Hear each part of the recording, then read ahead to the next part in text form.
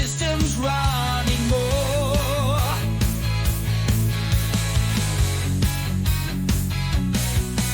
With skills that test and minds that know, we make your motor's power grow.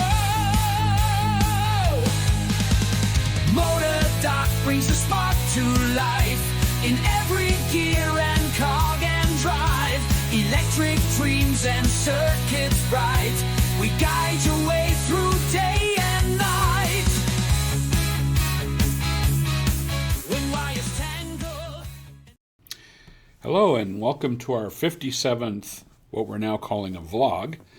I hope you appreciate the new intro music. We're going to have a little fun with that as we move forward, But in any case, yeah, it's been a busy week and weekend. This is basically what I'm working on right now, just the shipments that for orders that just came in this week. And then I've got some ECMS 32s that I should have replenished this upcoming week. Those get added in. Well, basically everybody's kind of off this week because Christmas and New Year's is going to be building all the panels for these and doing the prep and getting the empowers, which are the boxes in the background. As soon as we get some additional components for those all ship as well. So all before January 1st. So it's going to be an exciting few weeks coming up. So in any case, let's get on. I want to first give a shout out to CMMSRadio and Greg. If you're not following his podcast yet, he's primarily on YouTube, and you'll find him also on LinkedIn as CMMSRadio. So look it up, enjoy. He brings in lots of great speakers. There's a bunch of podcast groups I've been on this year. Next week I'll give a shout out to those as kind of the end of year, because there's no way I'm going to have time to do a vlog between Christmas and New Year unless we do something just showing, panels being built and stuff like that. But in any case, I did have to steal the hat back. Oops. It's not gonna be cooperative. There we go. I did have to steal the hat back from Bronca, so here it is. Yeah. So we were working on end of year stuff. We are going to talk today a little bit about this kind of thing. There's going to be an article coming up soon, and we're going to start by talking about this kind of thing. Just so you're aware, this is the utility side of a point of common connection. This value right here in current, this is voltage below, that notching gives me about a 13% total dynamic distortion, which far exceeds the IEEE 519. Why did this happen? We're going to discuss that because it's a problem. It's been a problem in industry for a while.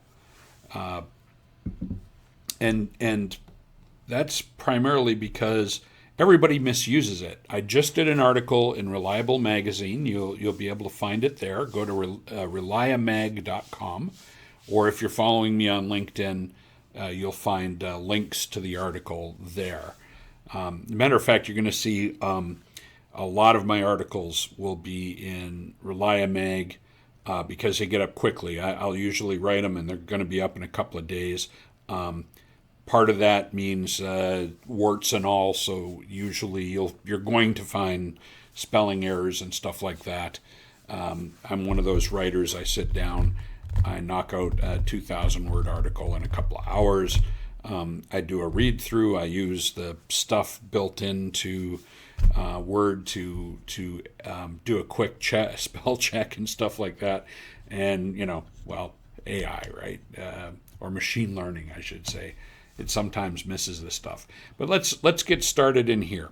So everybody refers to IEEE 519, and what really, really bothers me about that is they're going in and they'll specify that a drive has to meet IEEE 519, and they'll specify a branch or a circuit that has to meet IEEE 519. So if you're a sales group, an installer, whatever, you're going to comply because it's really easy that way. Most drives by themselves will meet IEEE 519. The problem is 519 has nothing to do with that. And I'll start out by showing the one that's most commonly still cited. Let's see if I can get it up here. We're going to have fun, aren't we? There we go. Let's get this down. Let's try this again and see if I can keep that up on the screen. There we go. So this is the one that's most often cited. Usually you'll find the standard behind the present standard. They just kind of catch up because the 519 2022 came out only just a couple of years ago, so most everything refers to this. And I did in the article, and I say, as a matter of fact, kind of quip in there that IEEE recommended practice and requirements for this title doesn't meet what we have to follow now in IEEE standards. But this and the 519 2022 are very similar. First off, as you can see, yes, so it's IEEE standard for harmonic control in electric power systems. And what that means when you say it's a standard, that means that the verbiage in there is not might, maybe, should. It's going to be shall, you will. The language is going to be stronger because these types of documents are used, in particular this one, by utilities for basically enforcing the needs. So when I talk about that one waveform and I say that it was 13% total dynamic distortion, how did that happen? Now we'll quickly look at the limits. First, so you know, real quick, usually when I talk about particular standards like this, there's a reason. Let's get by here real quick, and there it is. Okay, so I usually am either, this is the core group here. These are the guys and gals that wrote it. These are those of us who reviewed it and gave it a thumbs up or made comments and beat up on it a little bit. I'm of course in there. At the time, we weren't as focused on some harmonics that we now cover a little bit more and are now leaking into IEC standards. And as this gets rewritten, as I understand, there's now a PAR out. I have to take a look because I want to be in this group here for that. So we'll see what happens. In any case, so that was that. Let's get down here and start talking about what the standard is really meant for. So this is the introduction. This doesn't mean anything. We're going to cover that in the scope. This standard shall be applied to interface points between the system owners or operators and users in the power system. This refers to the point of common coupling. The owners or operators means transmission, distribution, or utility. It does not mean a section in your plant. Okay? It goes into define and discuss a little bit about, where in the system you would take the data. So this is kind of stuff ahead to give a summary of the standard. If I were to go in and have to sit down and defend this as an expert witness, I can't use this part. This is the preamble. Okay, so when we come down here, starting at this point, this is the standard. So let's go ahead and jump straight to the overview. Okay, so it discusses how this all happens. We've started to introduce inverter-based resources because the utility has to meet this standard as well for what they supply. Now, what happens, though, is if I have a facility that's next door to another facility and they've done what I will describe in a second, well, guess what? You get to participate in their bad power quality. That means if I have a facility that has, terrible voltage harmonics or terrible current harmonics, and that gets into the local distribution system on the primary side of the transformer, which is where we took that data that I showed you, that means the building next door is going to enjoy all of the problems from that facility. So part of what we are investigating is what on earth is going on. Well, there's a lot of stuff around that particular facility, and they also had power electronics, a lot of them. Data center was nearby that nobody was aware of that got put in. They, of course, put the high order harmonic stuff in. So we took a quick peek for that. I'll show you that in a second. But the whole point is that,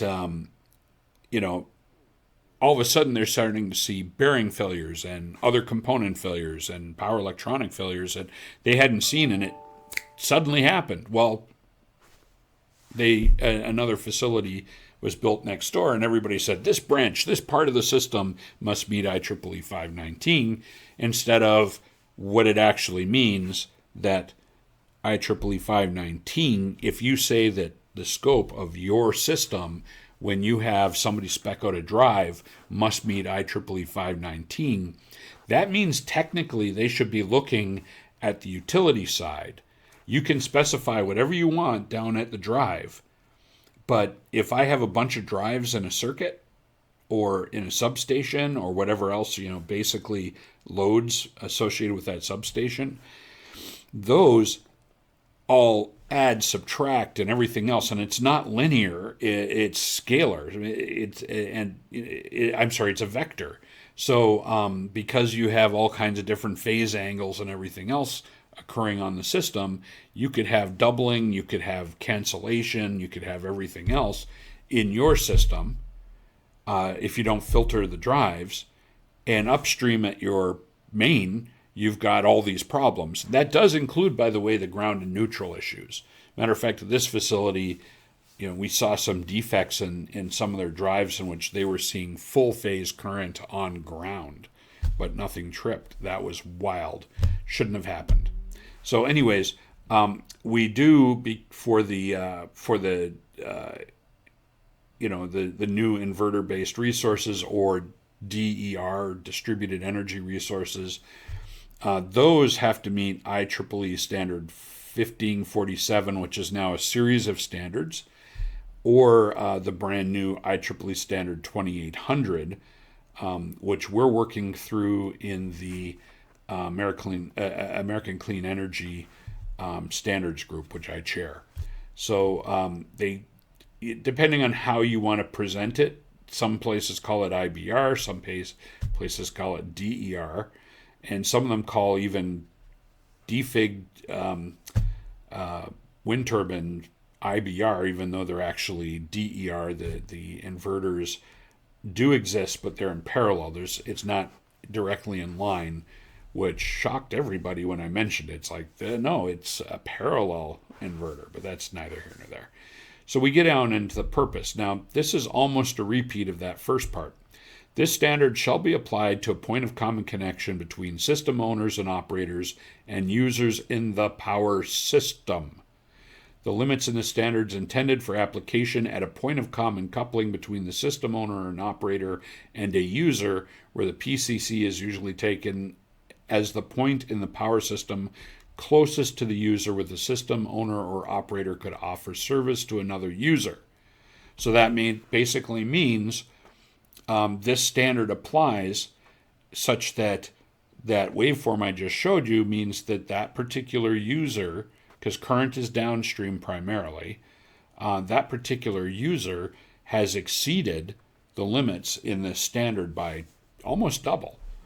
And that goes back into the system and affects other people around.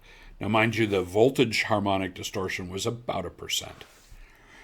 So the word shall indicates mandatory requirements. The word should indicates that among several possibilities, one is recommended as suitable. May is used to indicate, okay, so this is all new to IEEE standards. Here's the references used in the standard. And let's get into the definitions real quick. Interharmonics. Those are harmonics that are not multiples of the line frequency. So, such as when those can be caused by everything, including electrical signature related stuff. So when we're looking at conditions in machines, and we see all these frequencies, like, 20 hertz for a 6-pole machine and 30 hertz for whatever, 29 point whatever, on the motor and stuff like that, that's being seen in the system, and that's an interharmonic. Inverter-based resources, that's basically what I just talked about. Notching is something having to do with light flicker, and let's get down to the main thing. So total dynamic distortion, which is used for current. I'm not real happy with this. The other thing is the standard limits it to the 50th harmonic. One of the things we've been discussing in the utility side of things at Seagray, and have been discussed also at NIDA and a few other things, is something called supraharmonics. And those are harmonics that occur between 2 kilohertz and 150 kilohertz. So that's 150,000. Now, the Empower, which let's go ahead and do my quick little ad type thing. The Empower system, it goes out to 22 kilohertz, or 22 kilohertz. That means that I can look at harmonics all the way out to just shy of the 400th order. So I tend to do that in decibels, so I can see what the impact is. This is from that particular panel. Let's go ahead and take a look at what I'm talking about. This is that notching that we were looking at. Now the harmonic distortion we're seeing right here is about 11. So between the other reading and that reading, I'm falling between 11 and 13%. We'll come back to the standard. But this is basically what I get to do with the Empower system. How cool is the Empower? Well, while we were on site, it was cool enough and easy enough that the person using it right here is an accountant for the customer that had us come in. She was running the Empower within minutes of having it and looking at the conclusions and the data. So it's pretty straightforward. You've got a couple of more weeks for the 50% off intro for the system. Right now, we're expecting anything shipping starting next week will be shipped with version 1.1, which has all kinds of cool features, because that'll ship right before New Year's. But as promised, we're going to have version 1.1 out by January 1st. That does all kinds of cool additional things that makes the job for the technician even easier, so that, in this case, motor analytics and everything else, and we're working on speeding it up a little bit. So that's it. Welcome to the Empower. And by the way, for people that use the Empower, and you saw I've got, looks like, it's about 13 of them ready to ship. That was, there we go. So, 3, 6, 9, 12, 13 ready to ship. those, yeah, pretty cool. So in any case, I've seen a lot of that and so on. So let's get back to where we were. So as we talked about, we're seeing this, which generates a huge notching. We're going to go back to the standard now. Let's take a look. So total dynamic distortion is basically a ratio of the root main square of the harmonic content and the short circuit current of the system. The total harmonic distortion is the percentage of the primary voltage. So this becomes very different. So these values allow for a much uglier looking current. Now what I find interesting is everybody focuses on the voltage side. Yes, voltage affects the electronics in a system. However, current is what burns up your motors, your transformers, and other components, right? So that's a serious issue. As a matter of fact, the majority of the standard talks about the current harmonics in a system. So voltage is actually not as serious, or it's very serious, but it affects primarily electronic systems, whereas current distortion limits are terrible. They do bad things. They slow your motor down from starting if you're seeing a fifth harmonic. They cause them to rotate faster and have excitation if you have a seventh harmonic. The fifth and seventh harmonics also cause resonances in capacitors and can cause power factor capacitors to trip. So let's take a look, and when we start talking about limits for current distortion. Now the system we were looking at is a 13.8. The transformer is rated at 14.4 kV. So we're going to take a look at that. And we look at the ratio, we fell under this row here. That means a simple individual or group of harmonics between the second and the 11th, that includes even harmonics, total of 7%. Okay, the fifth harmonic in that system exceeded 11%. So, and then the total dynamic distortion exceeded 13%. So we are almost double the values in this part of the standard. Okay, now here's what's important about that. 519 specifically calls it worst case harmonics, meaning these are really, really bad if you meet the standard. They're unbelievably bad when you exceed the standard. So what's the problem from that distorted current? What's going to happen? Well, here's my fifth. It causes a counter-rotating field. And there's my seventh. It causes a pro-rotating field. So those combined, and then if it notches at the top, by the way, that's third. But I have these notches on the side that cause it to want to go backwards, want to go forwards. So that causes heating in the rotor, if it's on a VFD or something like that, or doesn't even have to be on a VFD. Let's get this out of here.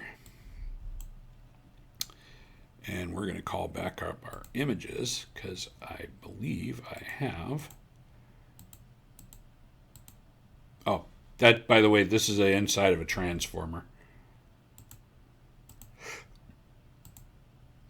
It causes them to overheat. This rotor, this was in a motor. It wasn't even on a VFD. Okay, just the harmonics were, the current harmonics were really, really bad. And the spaces here, you can see here, this is where the iron had gotten so hot, the aluminum started leaking out and smearing. Okay, does that happen a lot? Yeah. And by the way, when you see pole pass frequency sidebands in current signature and electrical signature analysis, that generally means casting voids. Every cast rotor has casting voids. But if it's particularly bad, you can usually tell where it is by the amount of balance weight in that area. So somewhere here, there's a lot of missing aluminum. So this is an aluminum bar. And like I said, you can see the bluing in here. It's not supposed to look like that. That's an overheated rotor. Okay. So, and I did mention other things that can occur include overheating of transformer cores. So this was work that was going on, so it gave me a chance to quickly inspect what the transformers on one of their subs looked like. This is the core. It's very, very thin, very flexible, high efficient steel. This is an air transformer, air cooled. There'll be fans down here for drawing air up through it to try to cool it off. That's my bus work on top. There's my taps when they talk about taps. Okay, so that's what determines the ratio or small adjustments in the transformer. So in any case, so what we come down to here is most of the time we're improperly using IEEE 519. Now, as you can see, I had a couple other pictures here, and that's because of my other pet peeve. Now, my other pet peeve has to do with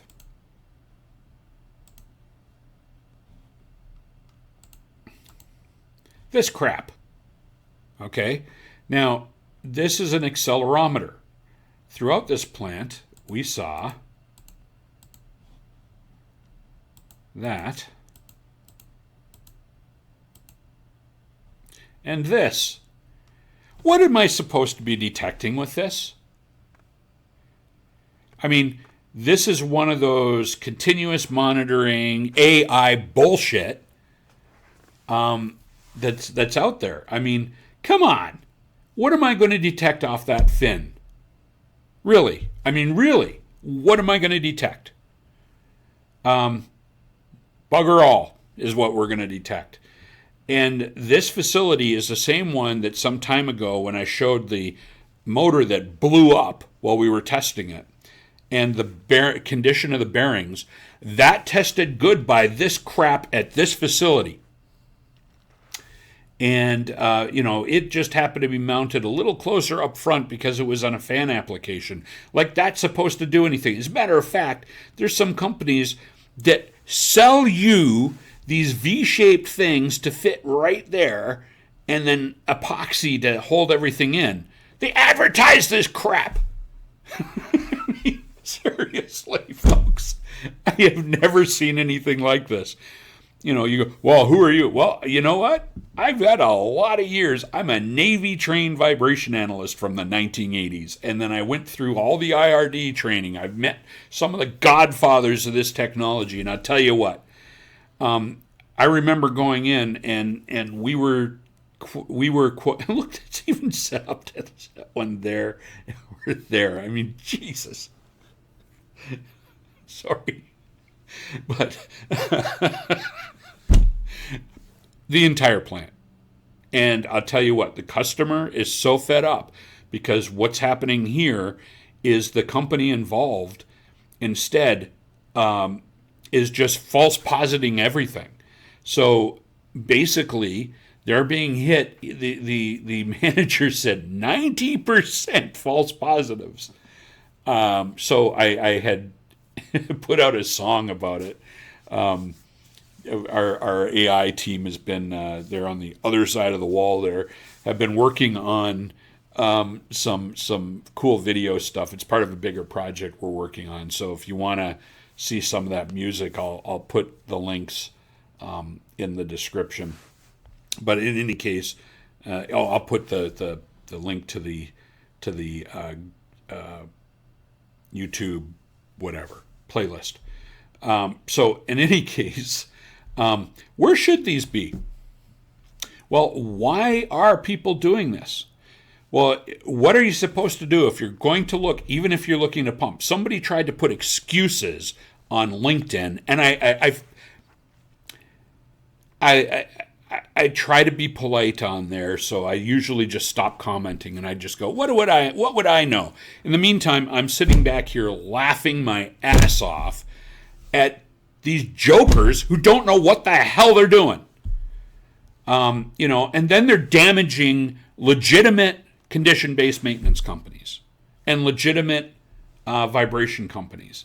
Why do they do this bullshit right here? Well, they're doing this crap to keep the cost down so they can beat the competition. And I don't care what size company it is, there's a bunch of them. The real problem I have is that we've got investors and we're in, whatever class of, people throwing money at us so that we can create something and then sell it and move on to the next thing. Oh, we have no experience in doing vibration, but we're now doing, and we're running in the same thing in electrical signature analysis and in other technologies. We have no clue as to what we're doing other than we have access to MATLAB and programming and cloud. So we're going to create something, and then we're going to go out there and we're going to beat our competition by putting in this crap so that you're down to a single sensor. And I'm not commenting on the sensors. I don't know. Single sensor here. This is a different one. This is wireless. Smack in the middle of the motor. Wow! I am really impressed. How is that detecting a bearing? Oh, I'm going to hear about this and that and the other thing. Well, I'm sorry. If you're trying to make an excuse for this shit, first off, you know nothing about physics. You know nothing about vibration analysis. And I will challenge you to your face about that crap. Because this is supposed to be right over the bearing. The most direct path down to the bearing if you want to detect anything in this motor. And again, I say this because I see some of this stuff and they put it up on LinkedIn and they go, look at this phenomenal catch we had. And you see a bearing that is about to seize. And that's just when they're catching it. And they put that out as a wonderful case study, and they're so phenomenal because they happen to catch this thing in their continuous monitoring system, and it's at the very end of life. Okay? So what is the benefit to the end user? By that time, the end user can hear it, right? Matter of fact, we ran into one at this facility as well on a big compressor in which we had hearing protection and everything else in. They said, oh, the vibration program just now identified it. We open up the door and you could hear the bearing. It was just... I'm sorry, folks. This here, even if it's triax, it's telling you overall vibration. And if you try to get down to spectral analysis, this is a giant bell. So you're going to have all kinds of harmonics related to it and everything else. How do you even set your band alarms? I mean, we were specifically taught you get it over top of the bearing, as close as you can to the bearing, as close as you can to a direct line to the bearing, for a bunch of reasons. First, because that signal has to travel through the metal. Okay? You've got breakpoints in here, right? You've got other things going on in here. If you're going to put it at this end, you have to penetrate that fan cover. You have to notch out a spot and put it down in there. Can you get away with 2 triacs? Sure, but you're only going to get a vertical that's worth anything. The other 2, if they're sitting up top, physics, folks, physics. It's all vectors, right? So if I put it up here, I am detecting the movement across the very top. I have the vertical movement that's going down through the bearing, and then I have an axial from the top. It doesn't represent what's going on at the shaft by a significant amount. Meaning that if I put it right here even, and I put just a triax here, ain't going to work the way you think it is. Linear, linear. Then I've got a vertical and a horizontal. Linear, linear, and axial. Okay? If I need to do a shortcut, this should have had one here and one back here. Because I ain't seeing anything here. And you can tell me till you're blue in the face that you know what you're doing and stuff like that. But I'll tell you what, it's one of the reasons why electrical signature analysis is kicking your ass in the field. Okay? If I had this in the correct location and I have a good software and I'm filtering everything correctly and I know what I'm doing, I don't have some guy sitting in a shack in some other country looking at squiggly lines and a chart and saying, oh yeah, it looks like it might be this. AI, right? I'm sorry, folks. I know how it's being done. I've been a little involved for a lot of years. Not how I do it, but, I do look into how it's being done, and I do talk to folks. I've been very polite about it, but when I talk about things, it's not because I don't know what I'm talking about. I mean, I come in here, and we were talking about an overall supporting program for this, and the company that's doing the thing could have even run the program, but they're stalling at these facilities because of this bullshit. And as a matter of fact, the reliability engineers are stressed out. Everybody's stressed out because management is making these decisions and coming down and saying, well, we can do it all off one thing, according to Joe Blow salesperson or marketing person who has now decided they're a freaking engineer. And this is also, if you've been following me for a while, you know this is pissing me off. I'm going full Navy today. Well, it is the Army-Navy game today. I've got to find out. I got to go check and see when it starts, because that'll calm me down a little bit. But in any case, I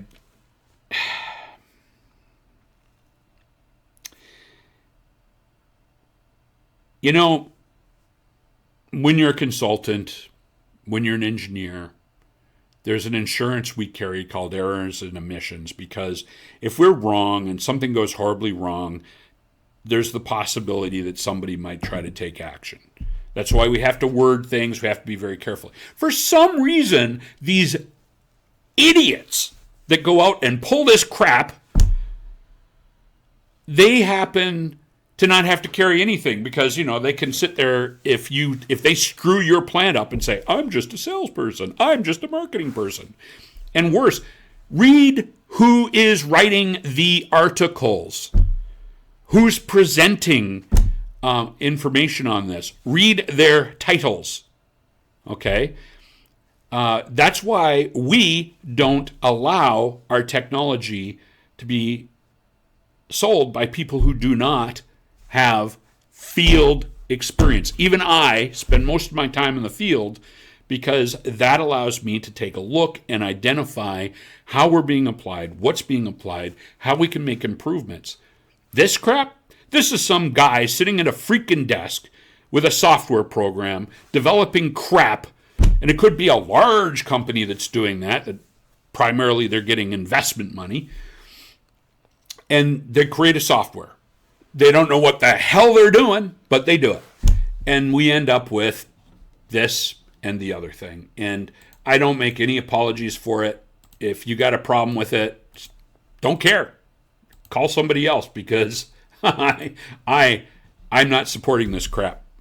I'll go in and I'll fix it. As a matter of fact, there's plants where we're installing, like the 10 systems you saw and the 32s that are coming in. We're replacing the vibration stuff. We're replacing this kind of crap. Why? Why do companies have us replacing this crap? Because they're not getting any benefit from this. Why do you put condition-based maintenance or predictive maintenance or continuous monitoring in place? Okay? What is its purpose? Is it to tell you at the very last minute that I'm about to fail? So in effect, and by the way, with a 10% or 20% success rate, I'm going to hear, oh no, we've got 90%. Bullshit. I was part of the study. 18%. Only a few got any higher. And that was literally, I could count them on this many fingers. Okay? So when I see this crap, buyer beware. It doesn't represent the actual reliability industry. And I don't care how large their name is on the conference signs. I don't care how big their ad is in a paper or on a website. I don't care how pretty their website is. I leave mine ugly because I don't care. I got a technology that works fine. But I won't touch these. And with that, folks, I've riled myself up a little bit. I'll bring it down now a little bit. But these are the two things I ran into this last week that really, really, really impressed the heck out of me. I am so disappointed in our industry. It is disgusting. Matter of fact, it's to the point where I've pulled out of a number of conferences this year because I will not associate with some of these companies. I looked in and it's like, oh yeah, okay, all these companies are in this conference. I'm not going to put myself alongside these companies. So if you see me pulled out of certain conferences, you know exactly what I'm talking about. And with that, have a great day.